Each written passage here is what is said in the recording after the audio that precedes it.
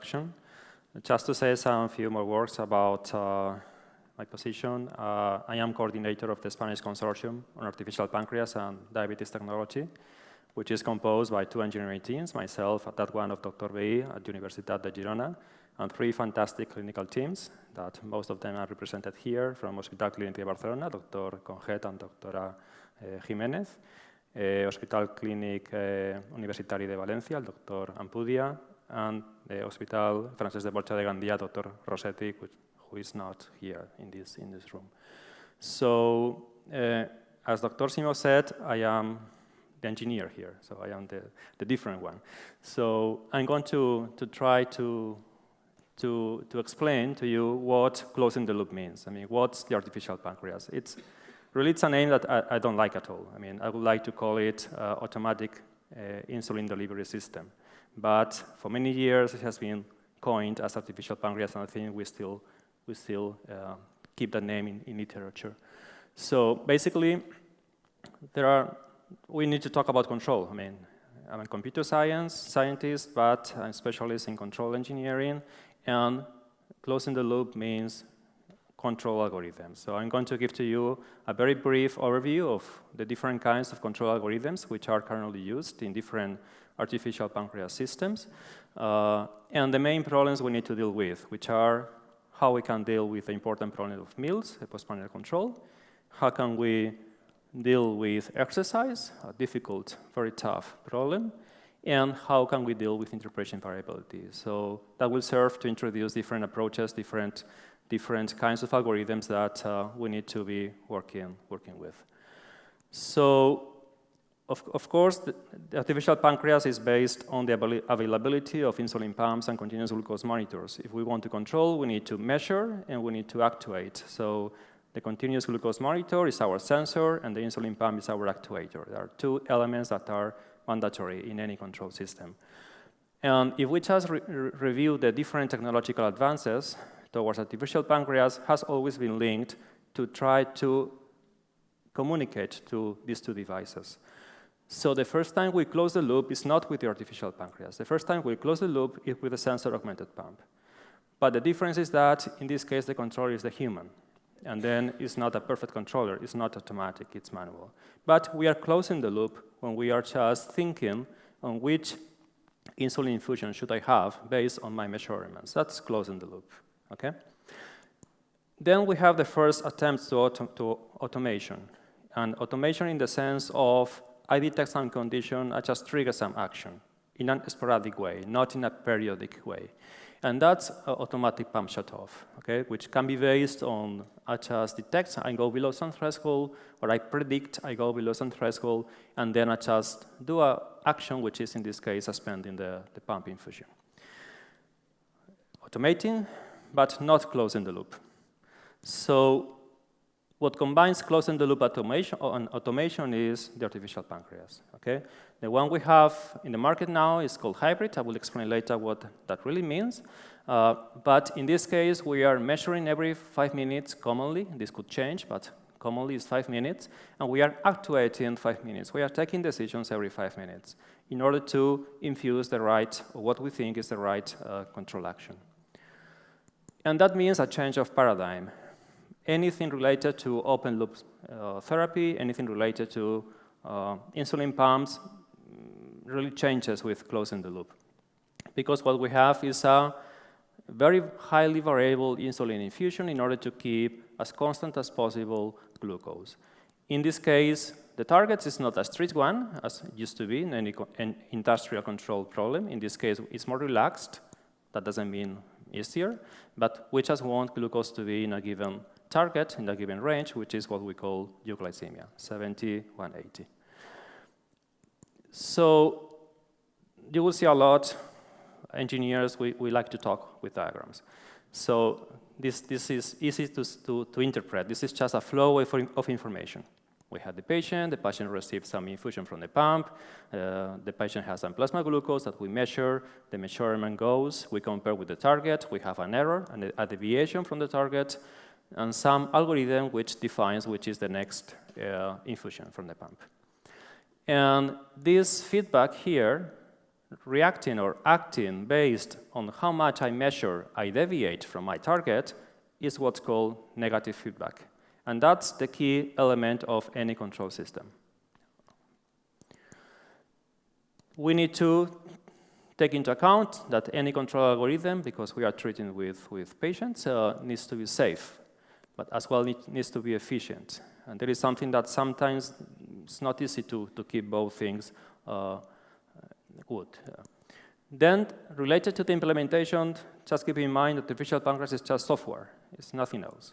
It's just I change the software in the pump, or I just have an external device like a cell phone which implements a piece of software. Okay, that algorithm, that control algorithm, in the end is just C++ or a Java, or you can implement in any programming language, but it's just a software. An IPP here, or a change in the software embedded into the insulin pump, which is the commercial solution. From my point of view, having the cell phone to monitor is fine, but running the control algorithm in the cell phone brings additional complexity, which we can skip. We can skip just having the control action inside of the decision algorithm inside the insulin pump itself, where I can save communication problems. So why is negative feedback needed in any control system? Only two, or mainly two problems: uncertainties and disturbances. If I don't have uncertainties and I don't have disturbances, just open loop would work fine. If you know perfectly, if you can predict perfectly the behavior of your patients, just invert mathematically that behavior, and that will be the open loop setting. Okay? But that's impossible because the patient behaves very different. We have variability, and we have disturbances like meals and exercise that is going to affect glucose, and we have limitations on counteracting those disturbances. So let's start talking a bit about disturbances, and then I will go deeper with meals and exercise. How can I counteract disturbances? If I just wait until I see the effect in the output, I will be late, especially because we have a slow insulin action. We have a slow subcutaneous insulin absorption. So somehow I need to be able to estimate the appearance of the disturbance, not the effect, but the appearance of the disturbance. And then I need to be able to anticipate to its effect. Okay? And that's the key problem to solve when dealing with meals and exercise. Is that possible? So we will analyze later. So engineering the artificial pancreas, key concepts for us, for the engineers, control algorithms, disturbances, meals, exercise, variability, but something we shouldn't forget, patient's burden. We cannot just afford as engineers to do a too complex system so that patients will never wear. We cannot think that the patient is going to be wearing 10 devices in order to measure everything we need to control well. Okay? We cannot afford to keep the patient inputting data in our system every time he eats or every time he does exercise. This is what's currently done, but we want to avoid that. We should relieve the patient's burden. We should make the patient think less about diabetes and keeping good glucose control. So let's start talking about control algorithms. And I will just name the three main control algorithms that have been used in Medtronic, the commercial device, the devices that are almost in the market, which are using MPC, and fuzzy logic, which is the next movement of Medtronic. It will introduce fuzzy logic into the 690G. So the difference, there has been in the field controversy between PID versus MPC, and I will explain later what that means. But just in summary, should I have just a reactive algorithm which reacts to what I measure, or should I be more complex and should I be able to predict glucose and then react to my predictions, not to my measurements? And then just think that PID arises in 1922 to control war ships in the US Navy. MPC arises in the 1980s in the chemical industry. So they are very old techniques that are just applied to the field of diabetes. So this graph summarizes the ideas of the two algorithms. In PID, it's just how I think it's very natural, it's just common sense. It's how we would just solve any control problem. If I see I'm deviating from my target, the more I deviate, the more action I take. If I see I'm deviating very fast, the most action I take. If I see I have an accumulated error, accumulated deviation, the more action I take. So that's the simple idea of PID. And then this is translated into some mathematical expressions where accumulating means integrating, trends or prediction means derivatives, and I wouldn't go into the maths. But that's the main idea. How much I deviate, how fast I deviate, and how much accumulated deviation I have. And MPC is far more complex. It tries to solve an optimization algorithm every 5 minutes. So what I have is the following. I'm going to compute based on a model. Here I don't need a model, here I need a model. Based on my model, I'm going to compute the predicted glucose up to a given time. I'm going to obtain how much would be the profile of insulin that I would deliver just to be as close as possible to my target in that time frame. And then I'm going to apply the first element of that profile. Next measurement, I repeat the process, and again, and again, and again, and again. So I am predicting, I am computing a whole profile of insulin to optimize some problem, and to optimize some cost index. Usually I get close to the target with the lowest possible insulin infusion, and then I just take the value now, and then I just repeat. So you see the difference in complexity. Here I need models. Models, usually current state-of-the-art models, are able to predict up to, let's say, 1 hour, more or less. Okay? As well, disturbances like exercise, like meals, are not easy to integrate into models. So there is not quite a very good quality of long-term accuracy. I can have accurate short-term predictions, but mid-term or long-term predictions are far more difficult. So this one doesn't need models, just needs a tune of 3 parameters. This one needs models. From the control point of view, this is able. This do have advantages, but in the diabetes problem where models are not of good quality enough, in the end, clinical trials have demonstrated that both approaches are quite similar. Okay? So you get similar performance in PID-based control, and I have to say, systems like Medtronic of our system is not only this, it has additional components, and systems based on MPC, like the ones in development by Insulet, algorithms from the University of Harvard, Beta Bionics in the dual hormone system, Lilly with algorithms from Canada, or Type 0, which is licensing technology to Tandem and Dexcom. And then the last one is fuzzy logic. So the idea of fuzzy logic was developed by Moshe Philip in Israel, and Tadej Batelino and Thomas Dunn, and licensed to Medtronic. So we will see this in the next model of the artificial pancreas by Medtronic. It's just putting the doctor inside the insulin pump, or inside the algorithm. I just talk to you, you tell me how you control your patients, I just formulate that in a mathematical way, and that translates into an algorithm. Okay? So the issue here is that if I ask you how you treat your patients, you will tell me, if this happens, I do this. So it's a set of if-then rules. And then you will talk in a linguistic way.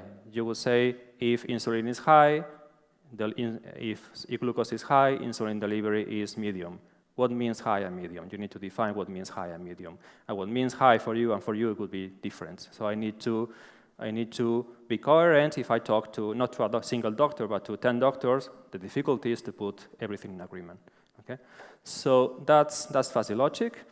And that's the MD logic, the system that you may have seen as MD logic from Dreamed that has been licensed to Medtronic. So what's the problem here, besides the main algorithm I use? Okay? In the end, 3 of them will perform similar because there are additional problems that are the ones that have more weights in the solution of the control problem. And the most important one is that I need to limit insulin infusion. So I have a control action that cannot be negative. I cannot go beyond shutting off the pump. I cannot just have negative insulin values. And that's a problem that we need to solve. So I just show here two approaches. There are others, but just two approaches in PID-based systems. Medtronic one is they use what's called insulin feedback. And the idea is I have a model that estimates current plasma insulin, and the higher the insulin estimation, the decreased aggressivity of my controller. So when insulin is very high, it can produce a pump shut-off. The other option, this is the system we are developing, is based on reference conditioning. Do you want insulin to decrease? Just increase target. Okay, so if you increase the target artificially, if your target is 100, but artificially, for a moment, you say, my target is 300, any system, PID, MPC, fuzzy logic, any system will react just decreasing insulin infusion.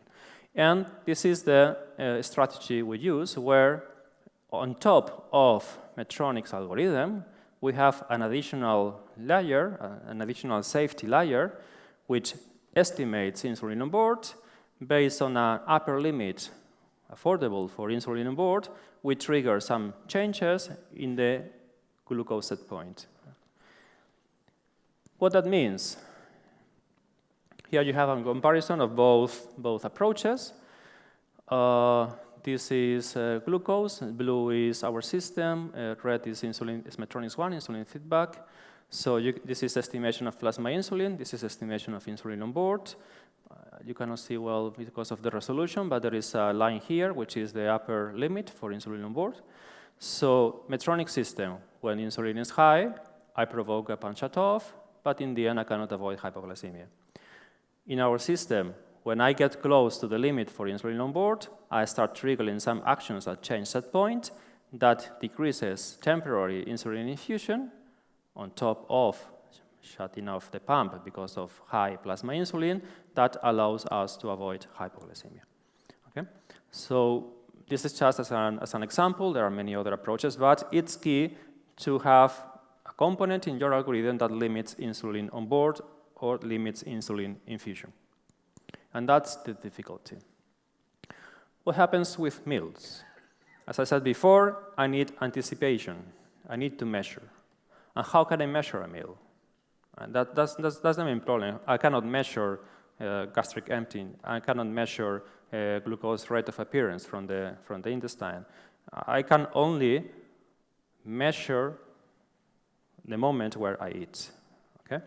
So the easiest, the patient tells me. The patient tells me when he's going to eat or she's going to eat and how much he or she is going to eat. And that's just manual feed forward, but just keep in mind that I have automatic feedback. Okay? This is what's the hybrid artificial pancreas. And I hear sometimes that the hybrid artificial pancreas is not really a closed loop or is not really an artificial pancreas is something that we are closed, but I don't agree with that. I mean, this is a closed loop system. We have negative feedback. What we don't have is automatic feed forward. But we have negative feedback, which is what is the essence of the closed loop, is the essence of the artificial pancreas. So the issue here is how can we eliminate patient intervention? How can we ease life to patients just reducing or eliminating carb counting, which is a significant burden in current current diabetes management. And the issue is how to do it, but without losing performance. I want to get close to the performance of a hybrid control system. And there are different approaches. First of all, don't eliminate, but relax. I mean, relax carb counting. And this is the approaches, for instance, in the islet, the system by Ed Damiano, the Betabionics, where the patient introduces qualitative tags to the meals. Instead of saying a number of grams, he says it's a typical meal, this is more than usual, less than typical, this is a small bite, this is breakfast, lunch, dinner. And what it does is to learn. So you have an initial value for, let's say, a meal bolus, a priming bolus, and you are just changing this bolus for each type of category based on your observation of your control system. You just say, okay, I give this bolus, my control system needed this amount of insulin in the next 4 hours. The next time I eat the same, I'm going to take that part of the insulin and I'm going to move it to the bolus instead of to the feedback. So I'm moving effort from the feedback to the bolus. Okay? And you introduce, you implement a learning process here. And it seems to work quite well. Marco later will show to you some clinical data on this. So this is not perfect, but this is good for patients. Patients need to think less about carb counting, but still there is carb counting, still there is some possibility of errors or inducing errors in classifying the meals. And the final target should be eliminating meal boluses. So to do this, we need to detect the meal. And to detect the meals, we need to have algorithms that are able to detect that a meal has happened based on measurements of glucose and measurements of insulin infusion. There are algorithms that they do that. We are building some of them. The key issues here is how long does it take to detect a meal? Usually it's about 30 minutes. And the issue is what happens when I detect a meal when there is not really a meal and I just bolus in when there is no meal behind. There is it's a false positive. Okay, so this is the key issues here. We have demonstrated that we can, I wouldn't go into the details, but we can reach the same performance as a hybrid system where the patient makes typical mistakes in carb counting. If you have a hybrid system with a very well-trained patient that perfectly measures carbs, no way. I mean, nothing would be better than a hybrid system. But that's not reality, I think. So the patients make mistakes. And then you can get close to the real performance of a hybrid system just using control engineering techniques to detect meals and to trigger a set of boluses when you have detected a meal. And then there are some other approaches that are out of my scope, but I just put this slide here, which means making the control problem simpler. Not everything is algorithms. I mean, you can just make the disturbance effect slower. With pramlintide, you can slow down the meal intake, the rate of appearance, or you can make the control action faster. Okay? So you have intraperitoneal infusion, or you have the fast, ultra-fast insulin formulations, and say this is out of my scope, but it's interesting that I can work here, or I can work making the control problem easier. And usually it will be a combination of both. That will be the final solution. About exercise, in this case, the patient as well tells me when exercise is going to happen or takes manual actions like suspending basal or decreasing basal or just increasing temporally the glucose target. And the issue here is that this may look like easier because I can measure exercise. I cannot measure meals, but I can measure exercise. And the point is that despite I have wearables now that can measure physical activity, some key questions arise. First of all, what do I measure? Because physical activity monitors can measure a lot of things. Can measure skin temperature, energy expenditure, heart rate, galvanic response. Depending on the kind of exercise, one signal will be more relevant than another. Okay? And the second is there is a high complexity in exercise dynamics. I cannot expect that always dynamics, the patient reacts decreasing glucose fast. Sometimes glucose decreases much slower, sometimes glucose increases, depends on the kind of exercise, etc. What if I am able to measure perfectly the start of exercise, the most aggressive control action I can do is just suspending immediately the insulin pump. And some studies tell us, one from Zarieva, that for some kinds of exercise, even suspending insulin pump at the start of exercise, there is a decrease of about 70 milligrams per deciliter. If I start at 100, no way I will go to hypoglycemia. So no automatic system will be able, even measuring perfectly exercise, to counteract hypoglycemia when I only have insulin. And that's the point. In exercise, or to be able to control automatically exercise without patient intervention, dual hormone systems are going to be key. It's the main role that I see for a dual hormone system, which means increasing or doubling complexity, because I need to have an algorithm to control glucagon, I need to have an additional pump or a single pump with a dual chamber as the islet. And from the engineering point of view, more complexity is more high chance to have errors or to have faults. So for us, the lower the complexity, the better. But exercise will need glucagon delivery or the equivalent in a manual control that would be the patient eats carbs, but recommended by the system, automatically computed by the system. Okay, and this is the approach we are just testing right now in Barcelona with Drs. Conjet and Jimenez. So there is another issue here about glucagon. Usually, clinical trials haven't demonstrated the superiority expected by dual hormone system, but there is a problem here, is that glucagon loses efficiency when I have high insulinemia. So high levels of insulin prevent glucagon to have its action, as we expect, and that's a limitation from the control point of view. I cannot just define a system where I say, okay, I have glucagon, I'm going to be more aggressive with insulin, I will have a lower postprandial peak because later glucagon will recover or will avoid hypoglycemia. So if I have too much insulinemia, glucagon will not be enough to avoid hypoglycemia. So there is the need for better algorithms for dual hormone systems, and in our case, we are just working on algorithms that coordinate insulin and glucagon.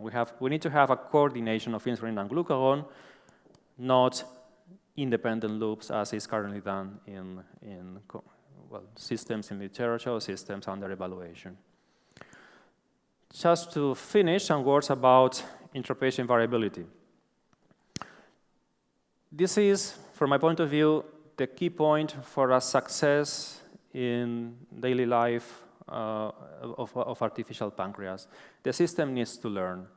It's impossible to consider that the settings from the factory is going to work for everyone. Even there is some individualization based on parameters from open loop therapy, the carb ratios or the insulin sensitivities or total daily insulin are the ones that are used to tune the system, but there is a need for adaptation for each patient. Adaptation from where? What do I know? I know how much insulin I infused, or I taught the pump to infuse, which can be different, and I know as well the measurement of glucose. Well, it should be from the CGM, not the true glucose. So, but here the issue is, how do I learn? I mean, what I want to minimize when I learn?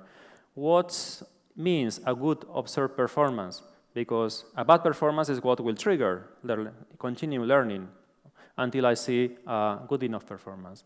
What do I tune from the controller? How fast should I adapt? Adapting very fast may mean that the transient until I stabilize can be oscillating and can be dangerous for the patient. So this means that adaptation cannot be very fast. We need to adapt as few parameters as possible because there can be interactions between the parameters. And the key is, what do I measure to trigger, to drive the learning? Always keeping in mind safety. And current approaches are based on a bunch of methods which are called run-to-run. I will say later some words. I showed you here an example, the last one that was published by the group of Harvard, where they just tune carb ratio and the basal rates. They tune the carb ratio once per month. They tune the basal rates once per week. And it's based on the analysis of the historical data in a week. So in a week, you will see if you have had extreme hypo or extreme hyper. Based on that, you just fine-tune the basal rates for a week. You keep it running for the next week. You keep measuring, and you keep adapting slowly until you, hopefully, you stabilize in the right values for that patient. Here are some results. I mean, they demonstrate that the system is able to decrease A1C. However, it's only a single-arm study, so you cannot really know, is that because of learning or is that because of the control algorithm? So there is not a comparison with or without the learning, so we cannot say anything about that. The key here, the point here is that physicians override 10% of the decisions by the system. So we cannot think nowadays of an automatic learning system. There is always a need for override, or the patient, the physician needs to supervise the learning. And the reason is that because all these algorithms, run-to-run algorithms, come from the chemical industry, where you have manufacturing per batches. You have batch per batch. But in a chemical setting, a batch now will be more or less the same as the batch later, a small difference. But can we just assume that production batches in chemical industry are equivalent to, let's say, I have similar scenarios week per week in a patient? So I don't think so. And this drives us to, just a few slides, to artificial intelligence methods. So in this case, okay, too fast. Okay, here. So artificial intelligence methods allows us to classify scenarios. Let's say I can have what's called a technique of case-based reasoning developed by Pau Herrero at Imperial College, where I can say, okay, I have different cases of the complexity I want. I have a new scenario. I can compare to the database I have. I can retrieve, let's say, the most similar one. Based on the most similar one, I can have the action I took at that moment, and then I can just apply that action weighted to apply at this moment. So you are just trying to learn different scenarios that require different actions. And here you have an example of what they did. In this case, it was for basal tuning, where they just differentiate between the time of day, if you have done exercise, the psychological stress, the menstrual cycle, if you have illness. Problem here is that, of course, you need this data, and this data need to be input by the patient, which is nowadays a limitation for this kind of systems.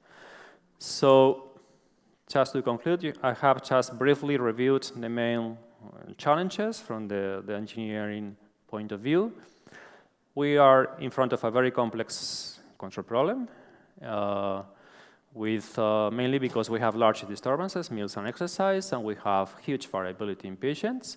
We can just apply standard techniques, okay? And standard techniques are able to improve current therapy, and Marga will say something on that later. We have a first generation already on the market, but requires patient intervention. The next ones that will come to the market as well.